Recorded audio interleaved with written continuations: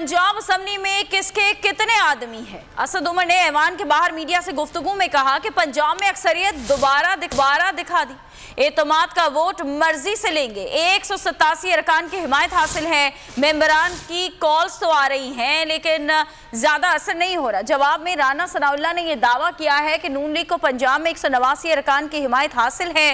हो सकता है कि कल हमारे अरकान की तादाद 180 हो जाए। सूबाई हुकूमत के पास अब अक्सरियत नहीं है। इजलास कल तक मुलतवी किया गया ताकि इनके नंबर्स पूरे हो सकें। परवेज इलाही इस्तीफा दें, हम हमजा शहबाज को मुंतखब कराएंगे।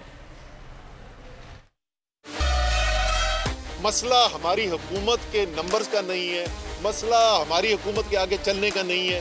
ये जो निज़ाम है इससे पाकिस्तान तबाही की तरफ जा रहा है, तेजी से तबाही की तरफ जा रहा है। हमारे आज भी 179 मेंबर जो है वो पूरे थे और हो सकता है कि ये हाजिरी जो है वो कल तक 180 हो जाए।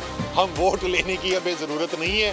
जिस वक्त कानूनन को ज़रूरत पड़ेगी या हमारे ख्याल में सियासी तौर पर हमें ज़रूरत है एतमाद का वोट लेने की, हम बिल्कुल ले लेंगे। कोशिश करते रहे कि इनका नंबर जो है वो पूरा हो जाए। इनका नंबर जब पूरा नहीं हुआ, लास्ट को कल पे जो है इन्होंने अर्जन किया है। कॉलें तो आ रही हैं और सिर्फ जनूबी पंजाब नहीं है तो खैबर पख्तूनख्वा के हमारे बहुत सारे लोग, मैं खुद ज़ाती तौर पे MNAs MPs के साथ मिला हूँ जो बोल रहे हैं, कॉल्स आ रही हैं। चौधरी परवेज इलाही, मेरा ये मुतालबा है कि आप इस्तीफ़ा दें और पाकिस्तान मुस्लिम लीग नून के पार्लिमानी लीडर जो हैं हमजा शहबाज साहब, वही हमारे जो है वो उम्मीदवार होंगे।